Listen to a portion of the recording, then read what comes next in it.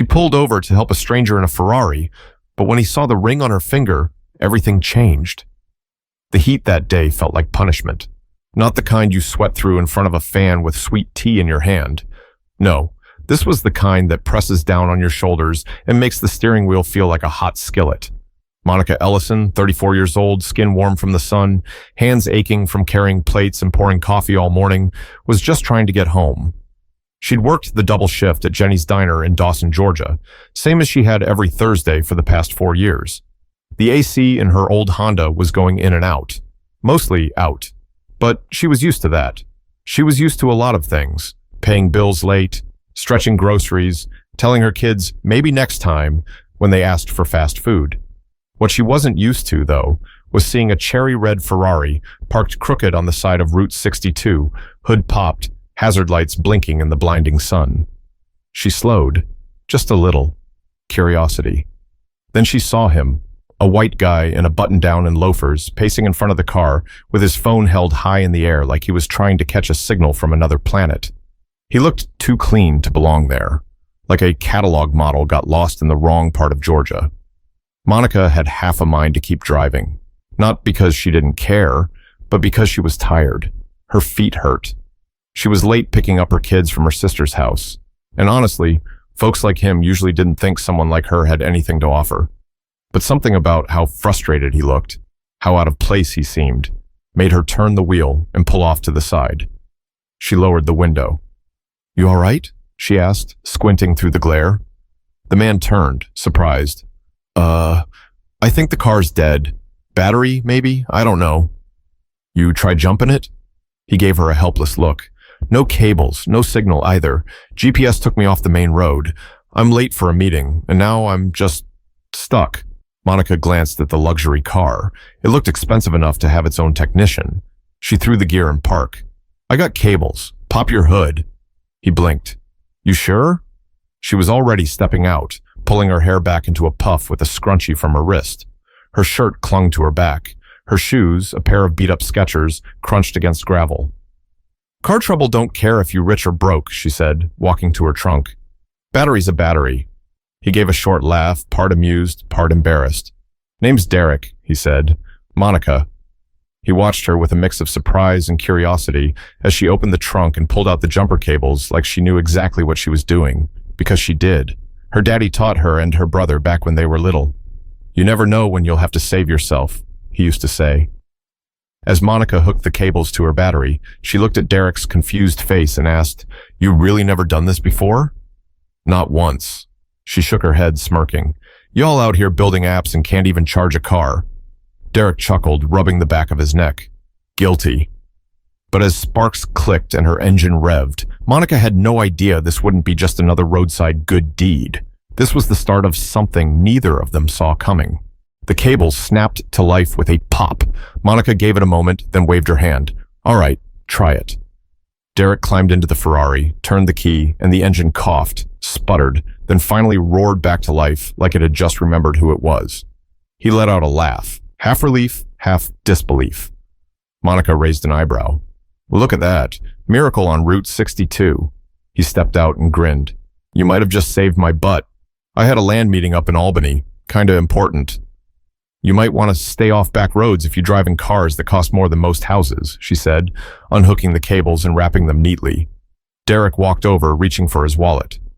"At least let me give you something for your time." She paused just a second, then shook her head. "I didn't stop for money." He held out a few folded bills. "Still, you helped me out when nobody else did." "I help people because it's the right thing, not because I expect tips," she said, stuffing the jumper cables back in her trunk. There was no anger in her voice, just clarity, like she'd had this conversation before. Derek hesitated, slowly lowered his hand. "Okay," he said. "I respect that." She closed the trunk and leaned against her car. "So what's a man like you doing in a place like this anyway?" He gave a sheepish smile. "Looking at land.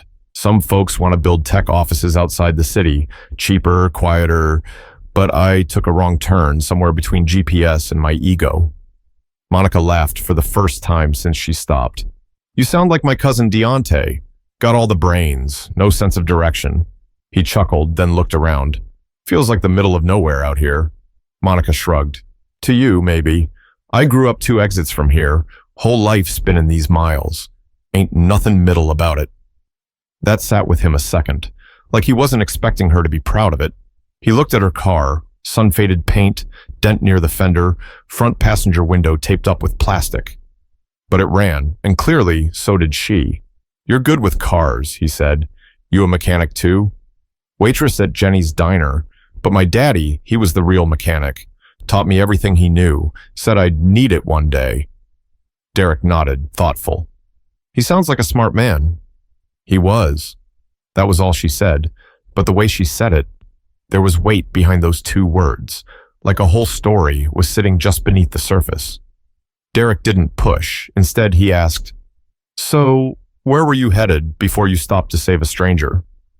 Monica checked her watch. To get my kids from my sisters. I'm late. He glanced at her car again, like noticing for the first time just how hard her day must have been. You've had a long day, he said. Try a long decade, she replied with a smirk. He laughed. I get that. But Monica's eyes narrowed slightly. No offense, Derek, but I don't think you do. That hit. Not in a harsh way, but in a way that made him stop and think. She didn't say it with attitude, just honesty. But before either of them could say more, Derek noticed something that made him pause. Something small, but enough to make his voice catch. Derek's eyes landed on her left hand. It wasn't the nails, short, chipped red polish. It wasn't the rough skin or the faint scar across her thumb. It was the ring, simple, worn, gold. He stared a beat too long. Monica noticed. You looking for diamonds? She asked, sliding her hand off the trunk. No, Derek said quickly. I just thought, are you married? Monica let out a soft breath. Was, a while ago. He nodded. I see. Silence crept in between them for the first time. She wasn't offended, but she wasn't volunteering anything either. Derek tried to recover. Sorry if that was too personal. When I saw the ring, I assumed. Monica looked down at her hand, turned it slightly in the sunlight. I still wear it, she said. Mostly for my boys. It helps them. Helps me too, some days. Derek didn't reply right away.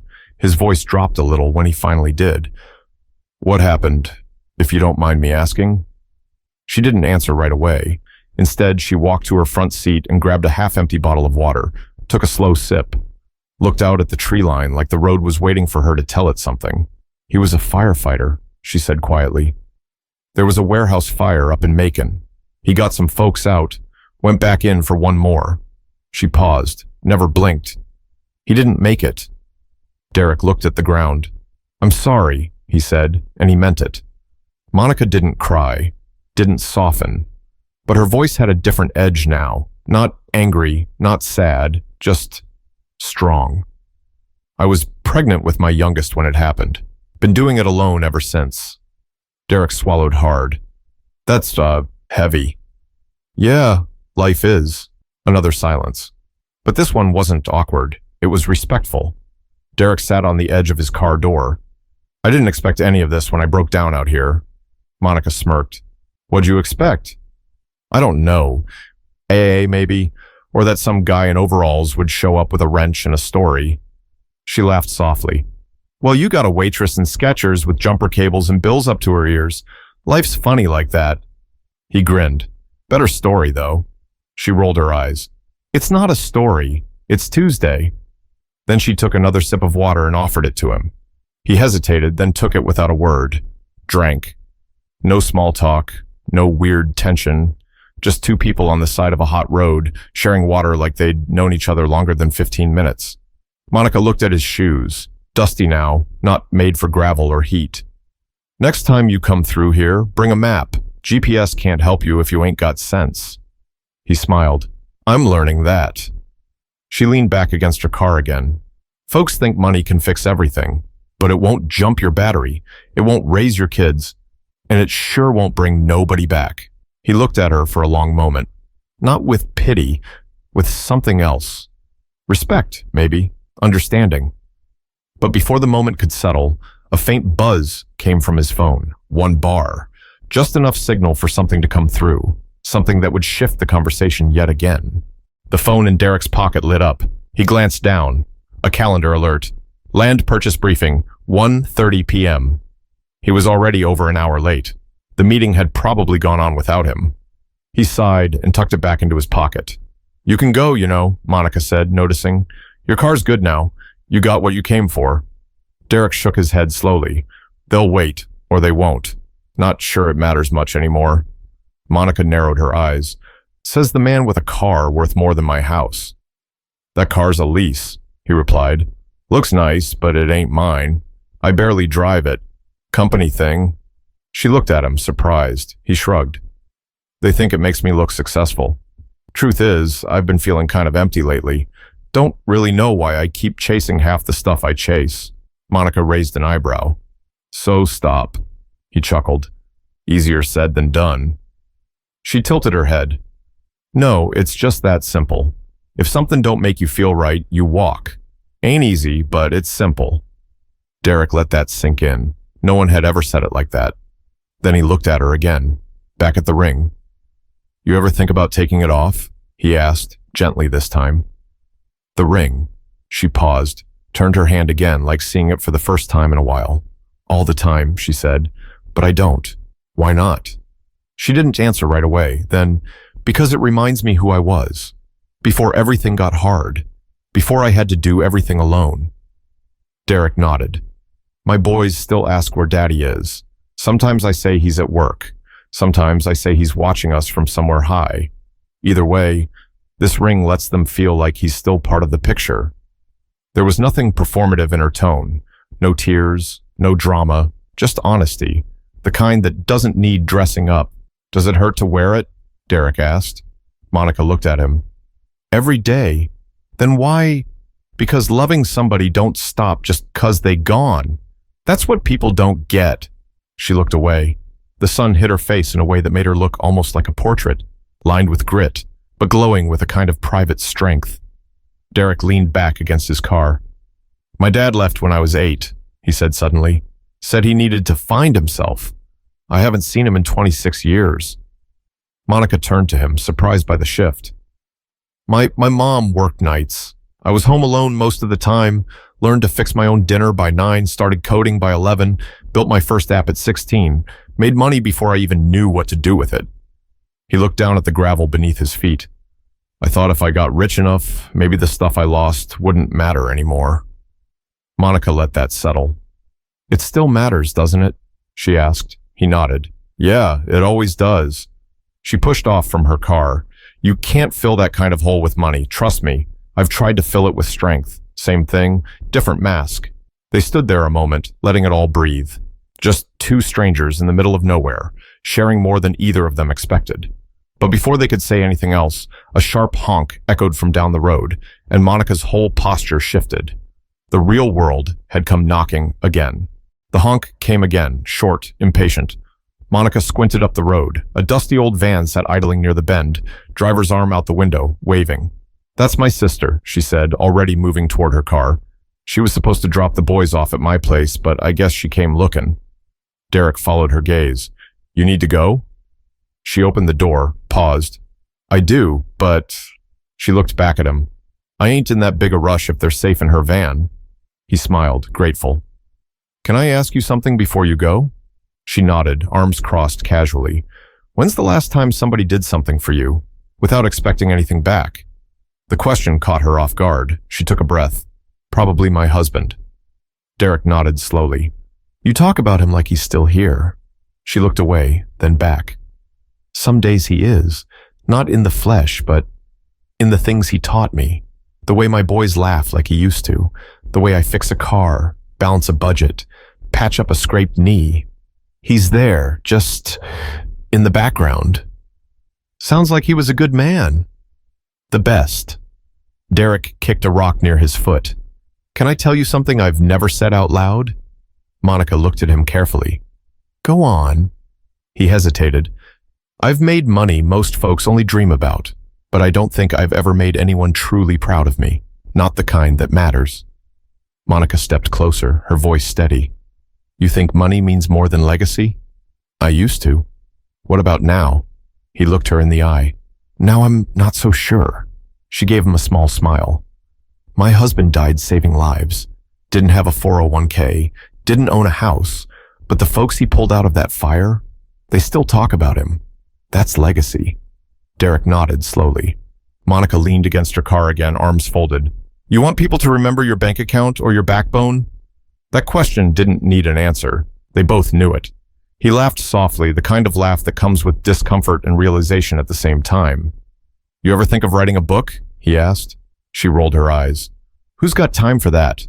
I write grocery lists and overdue rent checks. I'm serious, he said.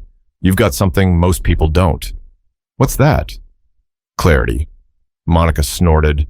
Nah, just a whole lot of life under my belt. They stood in silence for a moment, watching the trees sway gently in the heat.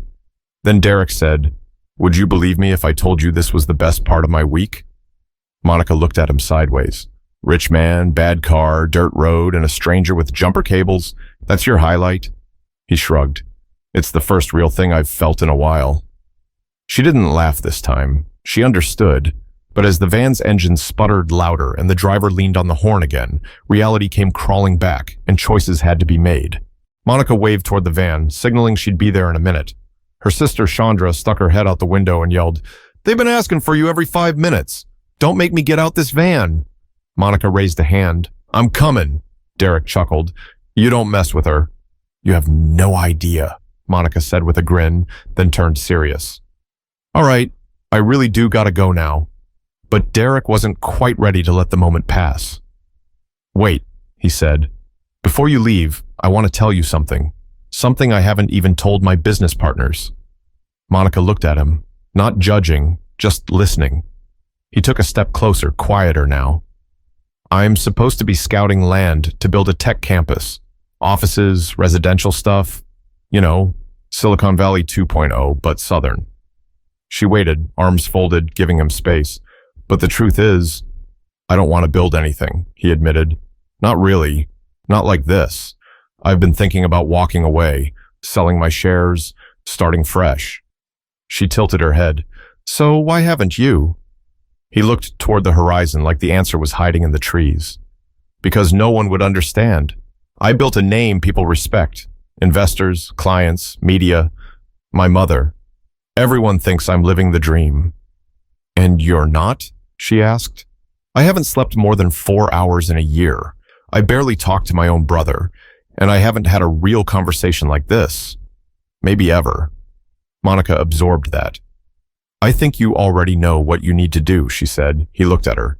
You think so? I know so.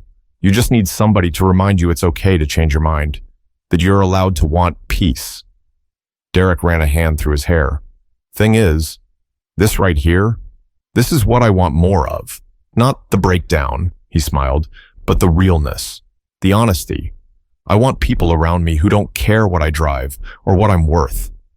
Monica gave a slow nod. Then go find those people. Or better yet, be one of those people. The rest will come. She started walking toward the van, but he followed. Hey, one more thing, he said, almost shy. What? Would it be crazy if I asked to keep in touch? Monica raised an eyebrow. Why? Because I think I need people like you in my life. People who remind me what matters. She looked at him hard for a moment. You're serious? As a heart attack. She considered. I ain't on social media much, but I check email sometimes. He pulled out his phone. I'll take it. I'll even write it down if your phone's older than my first laptop. She smiled and pulled a small notepad from the car's glove box. Old school works just fine. As she scribbled, Derek asked, What should I save it under?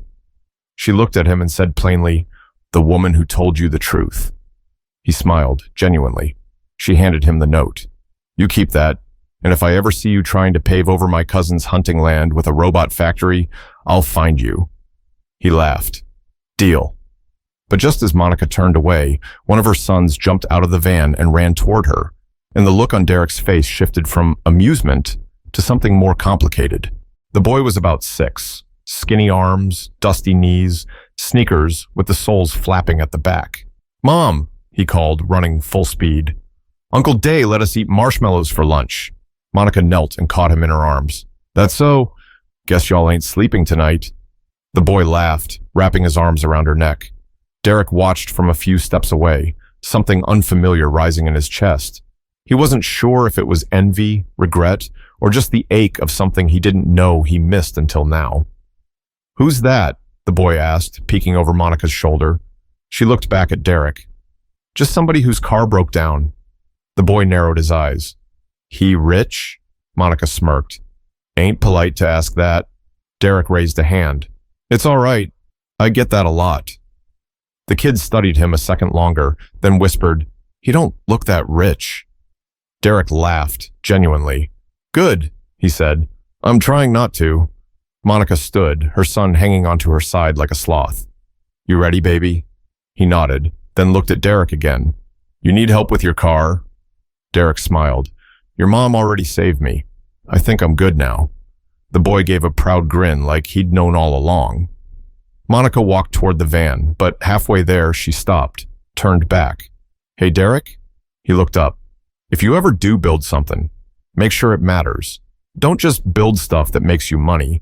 Build something that makes you proud." He nodded slowly, that quiet kind of nod that settles in your chest. "I will," he said. "And if I forget, I'll read this." He held up the little scrap of paper with her email on it. Monica smiled. "Good." She helped her son into the van, said a few words to her sister through the window, then climbed into her Honda. It started up on the first try, like it knew its work was done for the day. Derek watched both vehicles pull away, clouds of dust rising behind them. For a long while, he didn't move. He stood there in the heat, on that lonely stretch of road, more grounded than he'd felt in years. Not because his car was running, but because someone had looked at him, not as a CEO, not as a wallet, not as a news headline, but as a man still figuring it out. As he climbed into his Ferrari, he caught a glimpse of himself in the rearview mirror. And for the first time in a long time, he didn't see someone chasing. He saw someone slowing down, someone listening, someone changing. Because sometimes it's the smallest detours that show you the biggest truths. Sometimes the people we least expect carry the answers we didn't know we needed. If this story moved you, share it with someone who might need to be reminded that strength doesn't always roar. Sometimes it's quiet. Sometimes it's a single act of kindness. And if you've got a story like Monica's, don't keep it to yourself. The world needs more of that.